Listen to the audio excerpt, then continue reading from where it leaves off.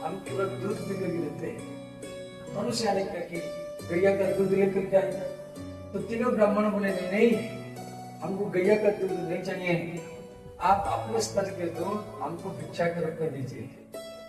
तो अनुसुईया के पतिव्रता स्त्री है। अनुसुईया मन में विचार करने लगी, मैं अपने दरवाजा से वापस नहीं करूंगी, किसके दरवाजा से भिखारी वापस जाना नहीं चाहिए, इससे उसको पुण्य नष्ट हो जाता है। और अनुसुईया के पतिव्रता स्त्री है, उन्होंने विचार किया यदि बालक हो जाएंगे तो हमें कुछ दूध पिला सकते हैं। अनुसुईया की थोड़ा जल लिया और अपने पति, अनुसुईया के पति कौन है?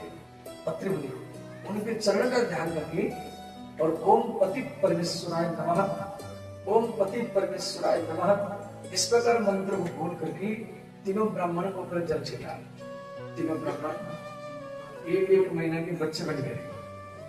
तीनों को गोदी में लेकर के दूध पिलाई, फिर उनके लिए खिलौने लाई। बच्चों को खिलाना बहुत अच्छा लगते हैं। तो अत्रिमुनि आए, देखिए हमारी पत्नी की गोदी में 3 बालक हैं।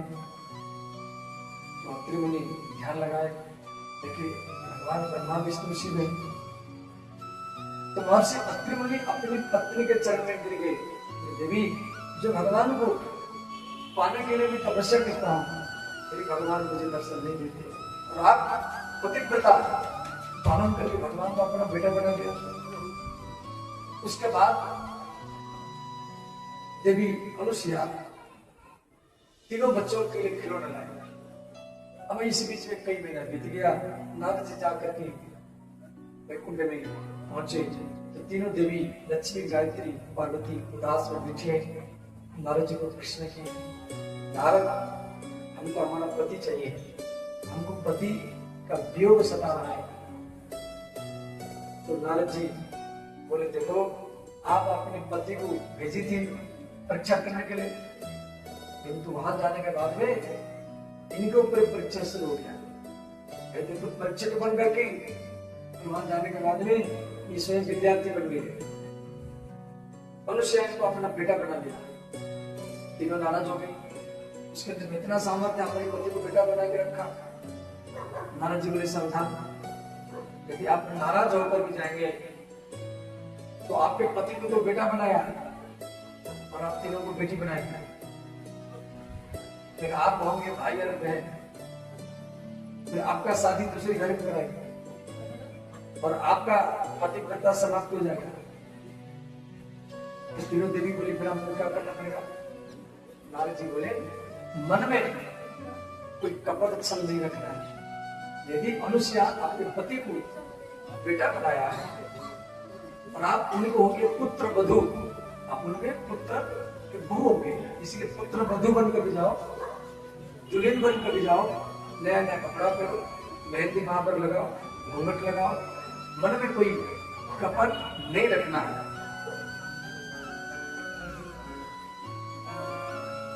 निर्मल मन जन सोई मोही पावा, निर्मल मन जन सोई मोही पावा। जिसके मन निर्मल हो वही सत्य को प्राप्त करता है, वही भगवान को प्राप्त करता है। मन में कोई कपट नहीं रखना है। सोई मोही पावा,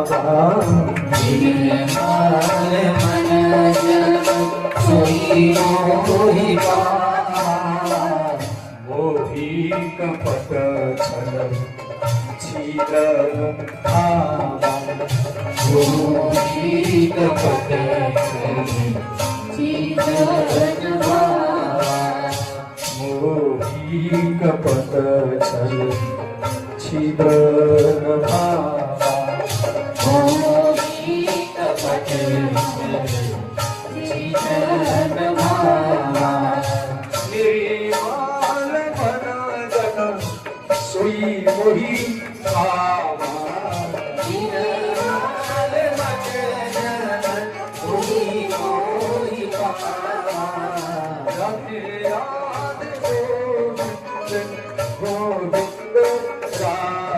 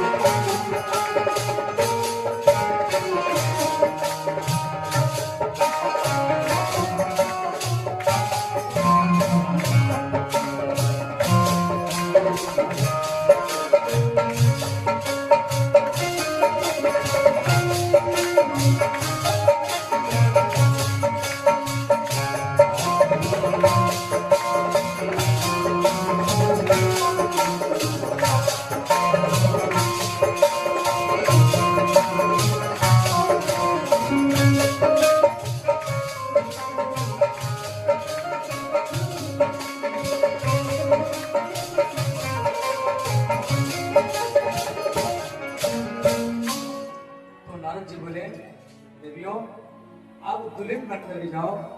तो देवी लक्ष्मी, पार्वती और ब्रह्मा की पत्नी गायत्री ब्रह्मानी तीनों दुल्हन बनकर के घूंघट लगा करके चित्रकूट में पहुंची। किवाड़ खटखटाई, अनुसुईया किवाड़ खोली तो तीनों अनुसुईया के चरणों को प्रणाम की और चरण दबाने लगी। चरण से घुटना, घुटना से चरण, चरण से घुटना, घुटना से चरण। जिस प्रकार एक बूढ़ी माता के चरण एक नवविवाहिता स्त्री दबाती है और वह आशीर्वाद देती है, इस प्रकार अनुसुईया तीनों को आशीर्वाद देती रही। और ये घूंघट लगा करके चरण दबा रही, चरण से घुटना, घुटना से चरण। तो अनुसुईया बोली, आप कौन है, इतना बार बार क्यों चरण दबाती है? तो तीनों हाथ जोड़कर बोली, है माता, हम आपके पुत्र वधू हैं। तो अनुसुईया बोली, आप झूठ बोलते हैं, मेरे जो 3 बच्चे हैं वो तो 3-3, 4-4 महीने के और बहू इतना बड़ी कैसे हो गई और हम शादी भी नहीं करवाया। आप झूठ बोलते हैं, घूंघट करो। और जैसे तीनों देवी घूंघट खोली, लक्ष्मी, पार्वती और गायत्री तीनों हाथ जोड़कर खड़ी है और बोली, माता, हमको हमारा पति चाहिए। तो अनुसुईया ने क्या की, अपने पति माने अनुसुईया के पति अत्रिमुनि, उनके चरण को ध्यान करके और ओम पति परमेश्वराय नमः ये मंत्र को पाठ करके और तीनों बच्चों के ऊपर जल छीटा और तीनों भगवान ब्रह्मा विष्णु शिव बन गए। तो ब्रह्मा की पत्नी ब्रह्माणी, शिव के पत्नी शिवानी और नारायण की पत्नी नारायणी।